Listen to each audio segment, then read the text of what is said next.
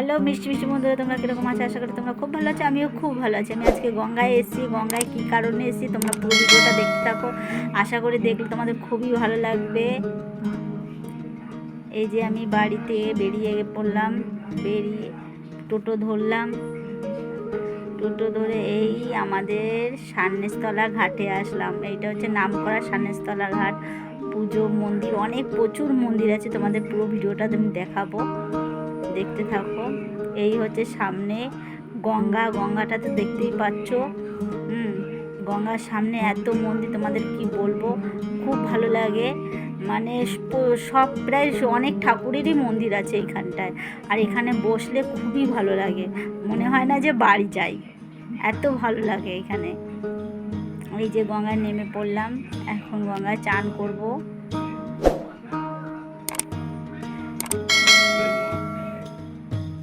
চান হয়ে গেল, ডুব দিলাম।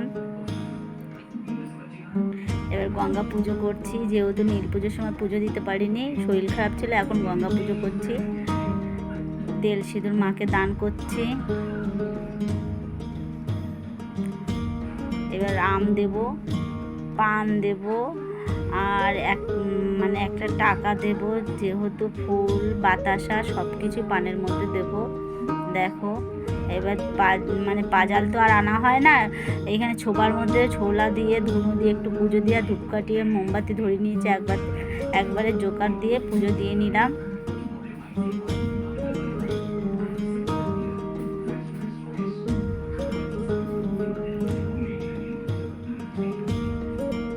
পুজো দেওয়া প্রায় শেষ হয়ে গেল। এখন শিব মন্দিরে যাব। শিব মন্দিরের জন্য দেখো দুধ নিয়েছি, এদিকে সন্দেশ নিয়েছি, আম নিয়েছি, বেল নিয়েছি, কলা নিয়েছি, শশা নিয়েছি, দক্ষিণা নিয়েছি, ধূপকাঠি এবং মোমবাতি। এদিকে ফুল, সাদা ফুল, বেলপাতা, কাঁটা, নীল ফুল, রুদ্র ফুল, আকন্দ ফুলের মালা সবই নিয়ে এখন যাচ্ছি শিব ঠাকুরের মন্দিরে উঠছি। এই দেখো বসে পড়লাম, জল ঢালা হয়ে গেছে, এখন ফুল দান করছি বাবার মাথায়। এবার ব্রাহ্মণের মন্ত্র পড়ছে, দেখো মন্ত্র নারায়ণী নমস্তুতে নমো শিবায় শান্তায় কারণ। ধূপকাঠি মোমবাতি ধরিয়ে দিলাম, ধরিয়ে দিয়ে ভোলে বাবার ভোলে বাবাকে দেখালাম। দেখে এখন দেখো বাইরেও কতগুলো শিবের পাথর দেওয়া রয়েছে, এখানেও মানুষে পুজো দেয়। এখানেও আমি ধূপকাঠি মোমবাতি ধরিয়ে দিয়েছি।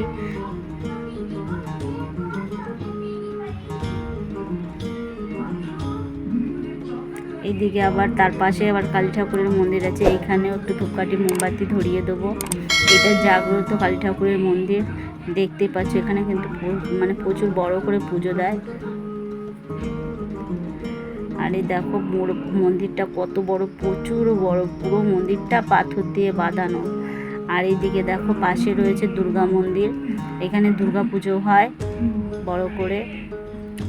আবার এই সাইডে আছে রাধা কৃষ্ণর মন্দির, এই পাশে রাধা কৃষ্ণ মন্দির। দেখো এখানে অনেকগুলো রাধা কৃষ্ণ ঠাকুর রয়েছে, গোপালও রয়েছে এখানে।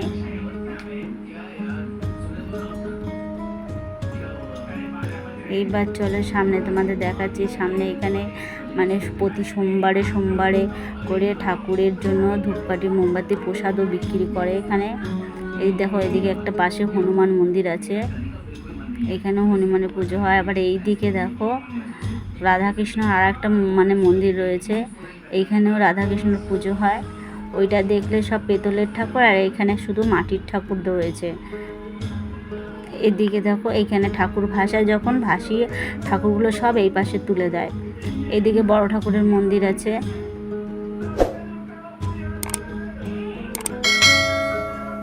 খুবই এই জায়গাটা আসলে খুবই ভালো লাগে, মনে হয় না যে বাড়ি যাই। আবার এদিকে দেখো, এদিকেও কালী ঠাকুরের মন্দির আছে, এদিকে আবার ভেতরে একটা শিব ঠাকুরেরও মন্দির আছে। এখানে মা মনসারও পুজো দেওয়া হয়, দেখতেই পারছো তোমরা। এখানে তুলসী মন্দিরের বেদি আছে। আবার সাইডে একটা মানে ছোট্ট করে কালী ঠাকুরের মন্দির আছে, শ্মশান কালী বলে না কি কালী বলে অতটা আমি জানি না।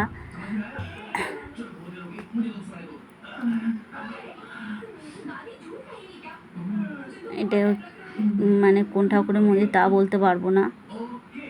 এই পাশে একটা কালী ঠাকুরের মন্দির রয়েছে, দেখো বন্ধুরা কি কালী এটা তো আমি জানি না, তোমরা জানলে কমেন্টে বলো। কালী ঠাকুরও আছে এবং পাশে শিবলিঙ্গও আছে। আবার এইখানে একটা ছোট্ট করে শিবলিঙ্গের মন্দির আছে, দেখো।